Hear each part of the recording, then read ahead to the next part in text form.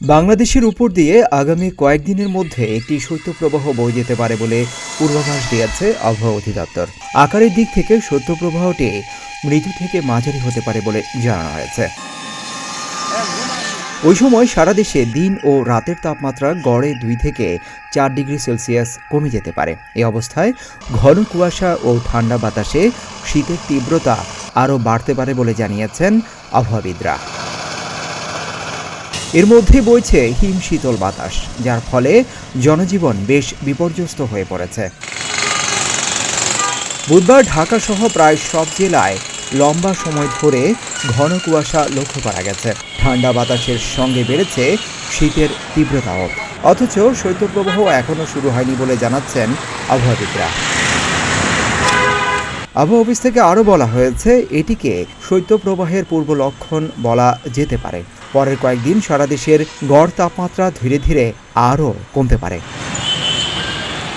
এর মধ্যেই ঢাকার তাপমাত্রা কমতে শুরু করেছে। গত 24 ঘন্টায় ঢাকার সর্বনিম্ন তাপমাত্রা রেকর্ড করা হয়েছে 16.3 ডিগ্রি সেলসিয়াস। এর আগে শহরটির সর্বনিম্ন তাপমাত্রা রেকর্ড করা হয়েছিল 18 ডিগ্রি সেলসিয়াস। ঢাকার বাইরের জেলাগুলোর মধ্যে গত 24 ঘন্টায় সর্বনিম্ন তাপমাত্রা রেকর্ড করা হয় যশোরে 12.8 ডিগ্রি সেলসিয়াস। এর চেয়ে সামান্য বেশি ছিল শ্রীমঙ্গলে 14 ডিগ্রি সেলসিয়াস। তবে কোথাও কোথাও তাপমাত্রা বাড়তেও দেখা গেছে। এর মধ্যে পঞ্চগড়ের তেঁতুলিয়ায় সর্বনিম্ন তাপমাত্রা 9.5 ডিগ্রি সেলসিয়াস।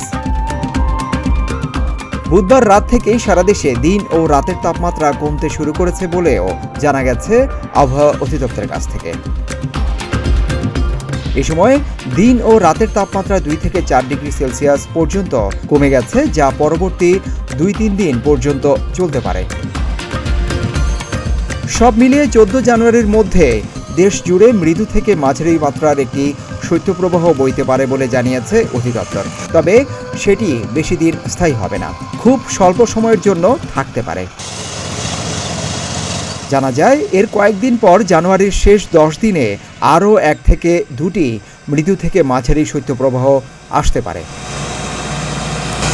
ওই সময় রাজশাহী, রংপুর, ময়মনসিংহ, সিলেট, যশোর, সাতক্ষীরা, কুষ্টিয়া এবং চুয়াডাঙ্গায় শীত বেশি অনুভূত হতে পারে বলে জানিয়েছেন আবহাওয়াবিদরা।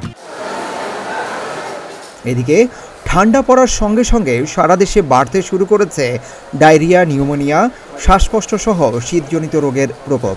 শিশু ও বৃদ্ধরাই এসব রোগে বেশি আক্রান্ত হচ্ছে বলে জানাচ্ছেন চিকিৎসকরা। সিদ্দিকুর রহমান, রুমন, প্রতিদিনের বাংলাদেশ।